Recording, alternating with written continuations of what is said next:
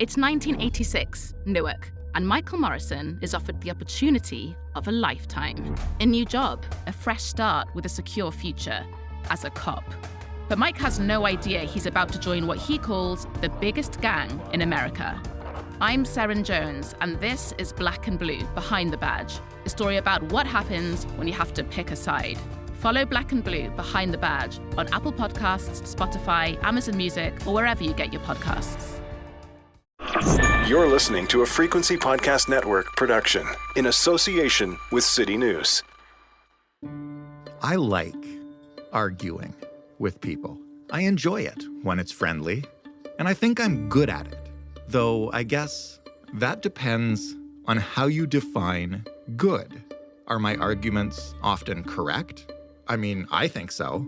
Do I have facts and figures to back up my claims? Objectively, yes, I do. Was I good in debate club way back in high school? You know it. But how often do my arguments actually change anyone's mind, as opposed to making them dig in their heels while also getting mad at me?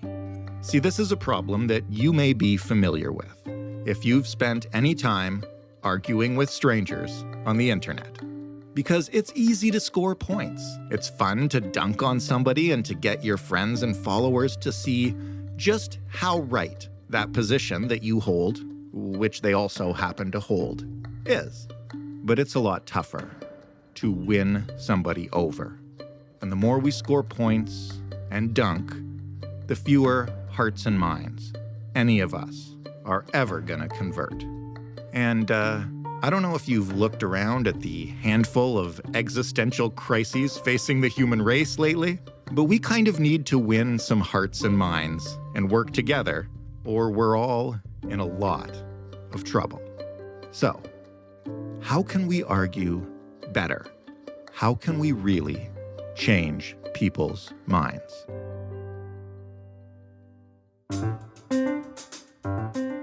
I'm Jordan Heath Rawlings. This is The Big Story. David McRaney is a science journalist and an author. His latest book, How Minds Change, came out earlier this year. Hey, David. Hey there. Can you start by explaining to me if we know that it's becoming harder to change people's minds? Like, we keep hearing that we're more tribal and more stubborn than ever. How do we track that? Well, I mean, there are all sorts of places that track these sorts of things. Pew Research and other polling places, plus political scientists, sociologists, anthropologists, psychologists. There are many, many people studying this from every possible silo and angle. The good news is that we're not doing anything we haven't been doing for thousands of years, doing it in new contexts. So while it is true in some domains, we're becoming more polarized. In other domains, we're becoming more open to hearing what other people have to say about things and looking at other people's attitudes and allowing people to come into the conversation and talk about things in a way they never have before. I think that in general, the concept that we've become so polarized we'll never be able to do anything ever again is way overblown. But the fact that our conversations are taking place in new contexts like Twitter and Facebook and social media, and that our governments are responding to that by trying to reach out to constituents in a way that will take advantage of the groups that have formed over what used to be just mild anxieties or deep-set prejudices, and these groups have political action power. Like, all that's happening. So people are noticing something. They are feeling something that's taking place, but it's not the end of democracy. It's the beginning of something new. I think everybody kind of intuitively feels that arguments on social media are different from arguments you might have in person or you might have, with a friend or at a bar. But can you give us some examples of how they're different? Yeah, I talk about in the book about there's this group of scientists who are all part of a new way of looking at human reasoning and cognition. It kind of flows out of something called the interactionist model. And that's Hugo Mercier and Dan Sperber. And then Tom Stafford has something that he calls truth wins scenario. And in all of these cases, what you have are human beings tend to, when we were coming up through all of the pressures, the evolutionary problems that we had to face, and all of the selective pressures that built what we are and how we think and feel, we did a lot of debate, argument, and deliberation in groups with the goal of trying to decide what is going to be our plan of action. How do we achieve these group-based decisions? And You can kind of think of your arm, let's say the muscles in your arm didn't evolve to paint paintings or play piano concertos, but we're really good at using them for that. Likewise, the cognitive mechanisms that both present arguments and propositions to other people and then evaluate those arguments weren't really evolved to come up with logic and to use critical thinking in the way that is really important in this current information ecosystem, but we can use it for that. My friend Alistair Kroll, who runs conferences, a big startup guy, said if somebody on the internet says, "Who wants a grilled cheese sandwich?" they're not asking to enter into a debate with everyone in a collaborative frame where we all get together and say, okay, I would like this, I would like that, I would like this, I would like that.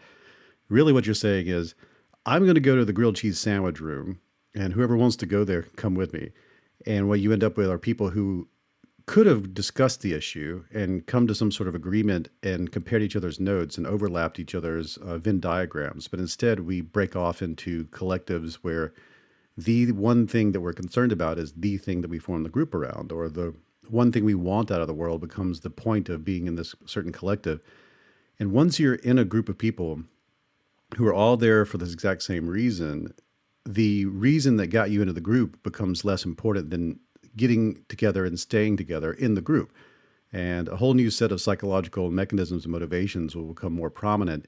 And then you start going down the same path that people have gone down for hundreds and hundreds of years that get you into cults and pseudo-cults and conspiratorial communities and political ideologies that are impossible to break out of without considering other options and other viewpoints. And this is something that the internet catalyzes more than anything else. It's this grouping up element. And there's a whole new set of psychology that comes into play that makes it very difficult for people to entertain other points of view in that space. This is something that doesn't happen in person as easily.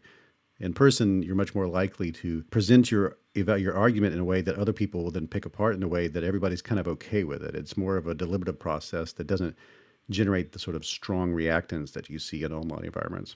So a few minutes ago, you said, some of the concerns about our increasing tribalism were overblown, but hearing you describe how the internet has catalyzed this actually sounds, to me, really troubling. And I don't know if you're familiar with the Freedom Convoy that we had up here in Canada, which is, I think for Canadians, the first manifestation of that online tribalism in real life. And it's something we see in the United States a lot.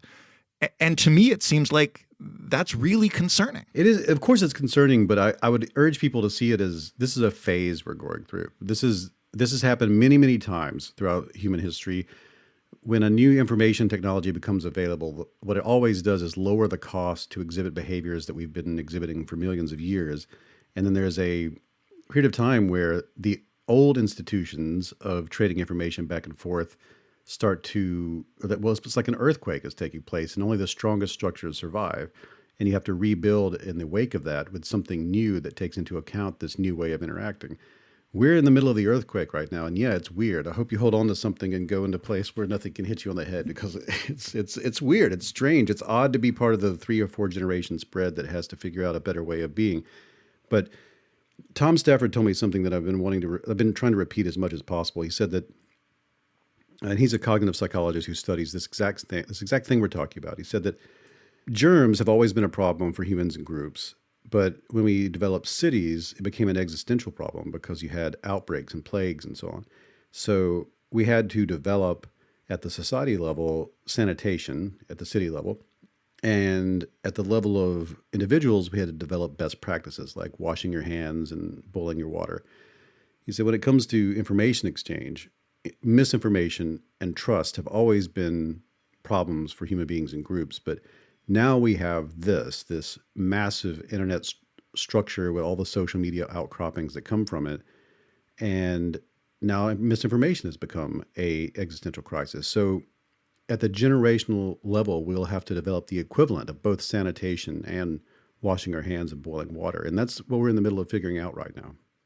Well, that's one of the reasons we wanted to talk to you. Is actually a listener wrote in and recommended your book, which I am in the middle of, and asked us if we could discuss with you ways to have more civil disagreements and ways to give people who find themselves co-opted by this kind of misinformation and led down the paths that kind of lead into this tribal stuff, find ways to give them a soft place to land. So maybe can you describe what's a pathway back from this, or are we still trying to figure that out?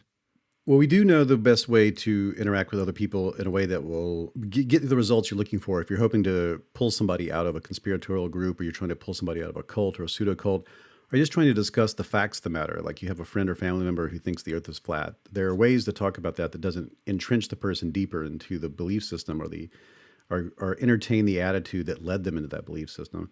And we also, at the scaled out version of everything, the scaled up version, we have really good studies and psychological, not just psychology, but network science and sociology.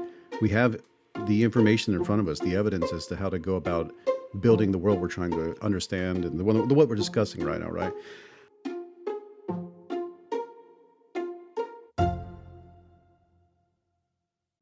It's 1986, Newark, and Michael Morrison is offered the opportunity of a lifetime. A new job, a fresh start with a secure future, as a cop. But Mike has no idea he's about to join what he calls the biggest gang in America.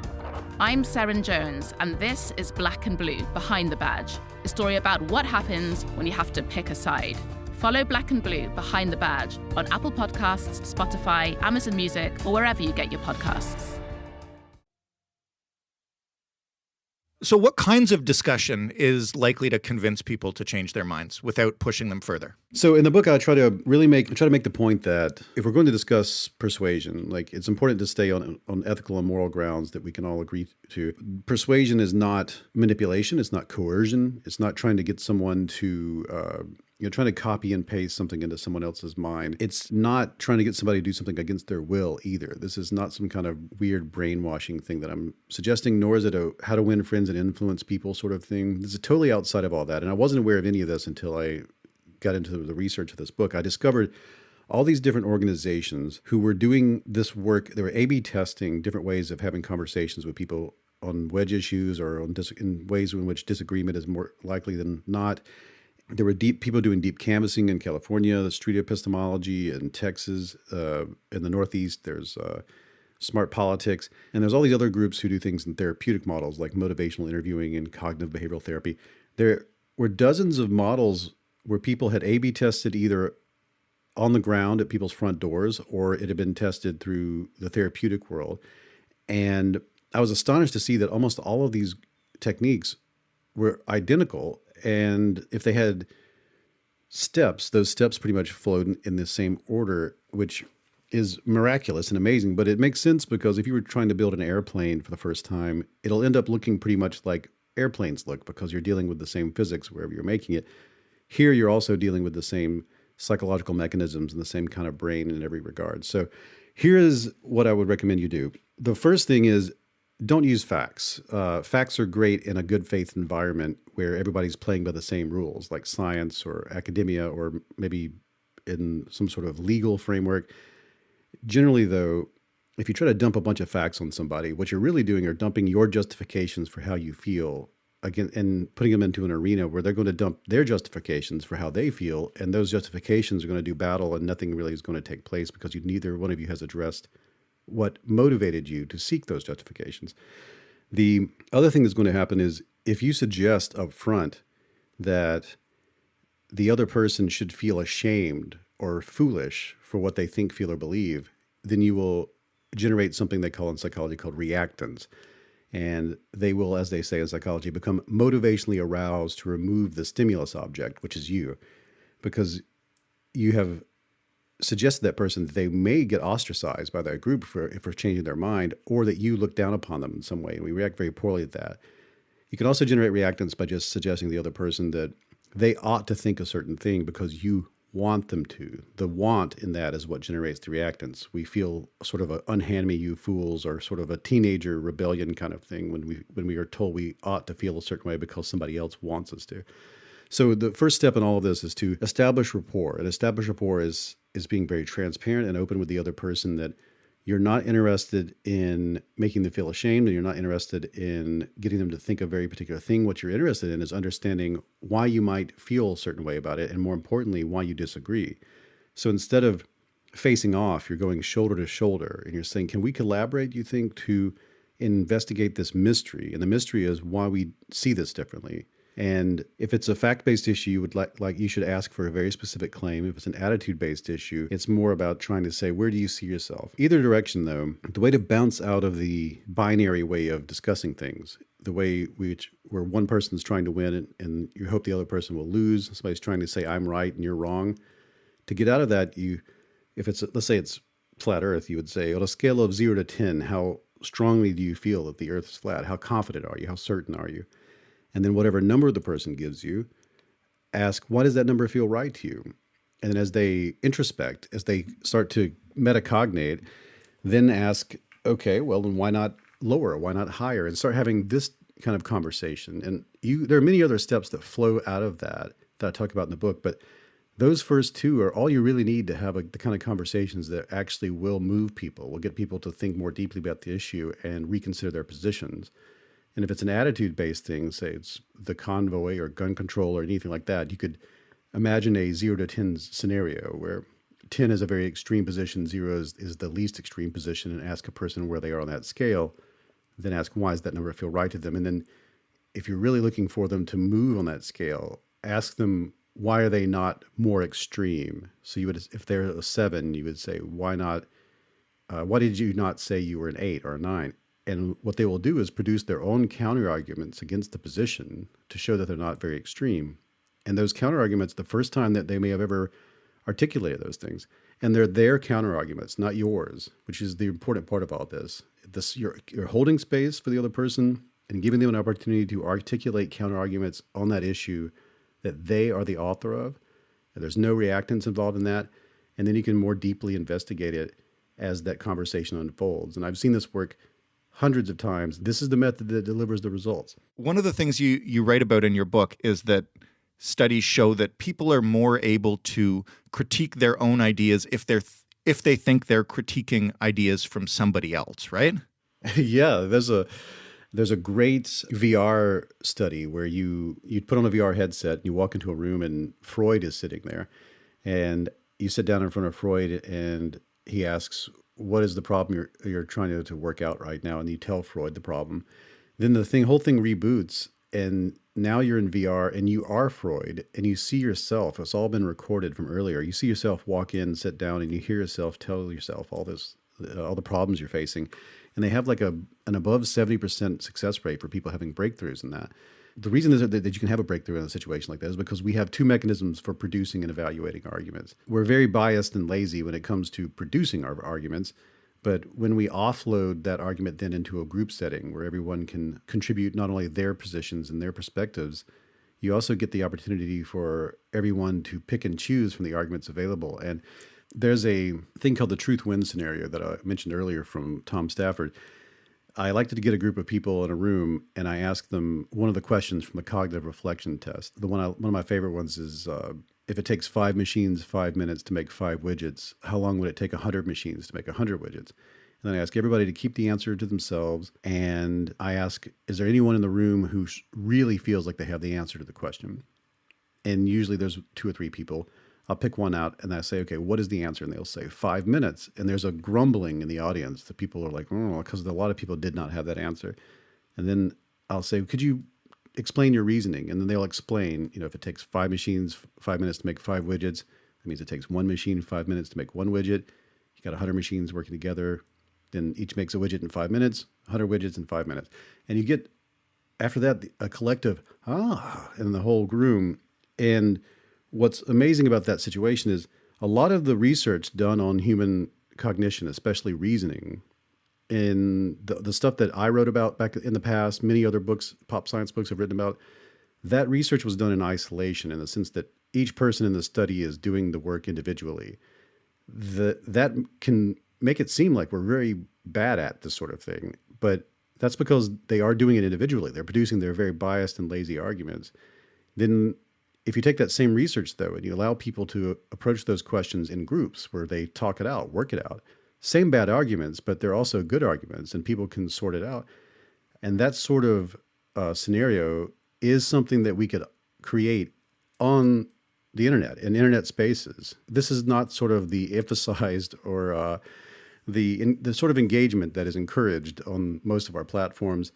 Encourages the individual arguing part of it, but not the collective sense-making part of it. And that's something that we'll probably adapt to over time, but it also generates a lot of the frustrations that we currently feel. Well, you led into my next question perfectly, which is, you've given us some best practices for talking with individuals and trying to let them de-escalate themselves.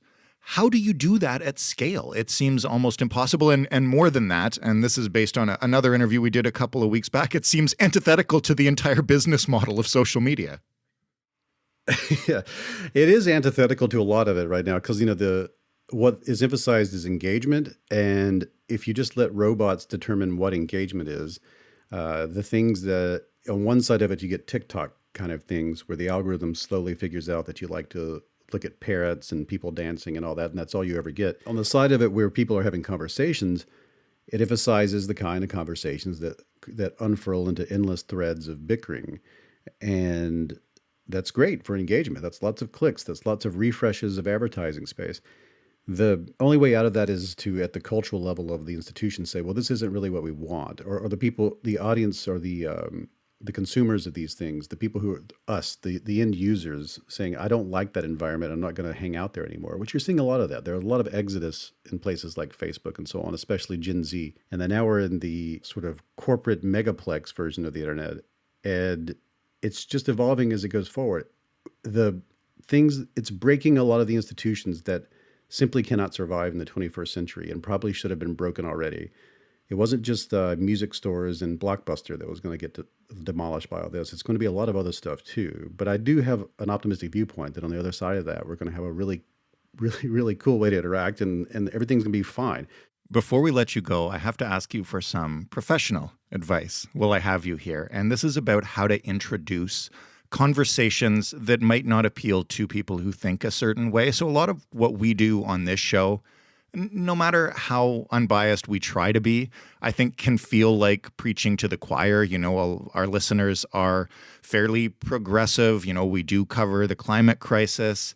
And I think that we have important stories to tell about these things that can change people's minds.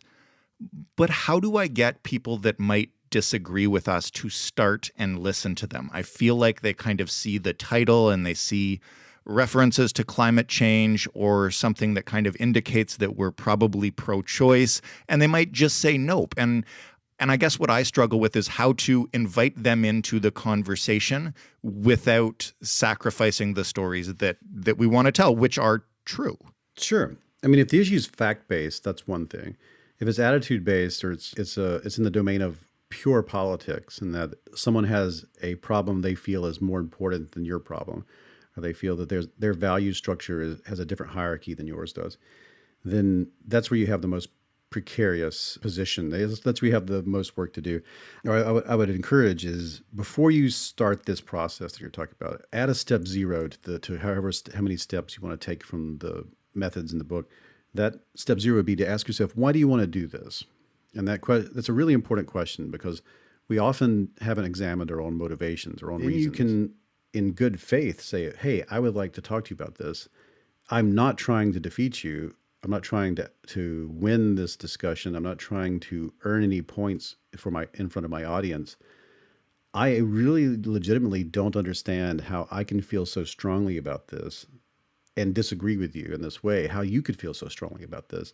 Because I feel like you're a smart person and you want good things to happen in this world and that we agree that there are certain problems in this world that we want to face.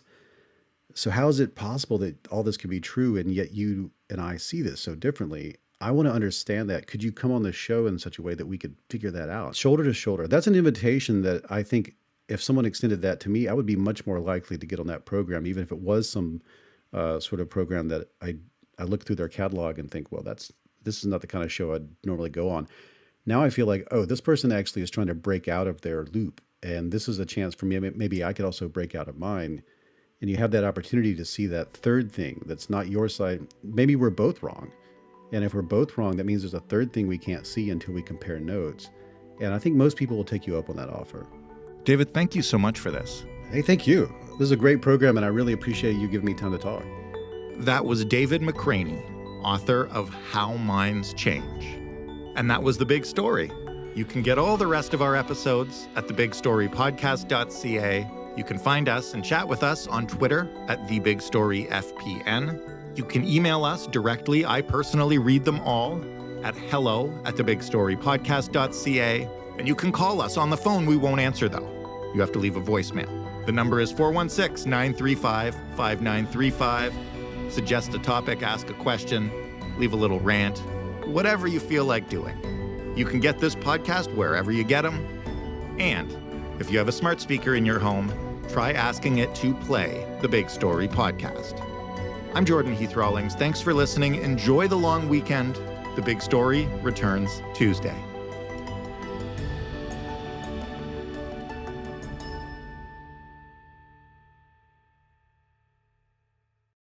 It's 1986, Newark, and Michael Morrison is offered the opportunity of a lifetime. A new job, a fresh start with a secure future, as a cop. But Mike has no idea he's about to join what he calls the biggest gang in America. I'm Seren Jones, and this is Black and Blue, Behind the Badge, a story about what happens when you have to pick a side. Follow Black and Blue, Behind the Badge on Apple Podcasts, Spotify, Amazon Music, or wherever you get your podcasts.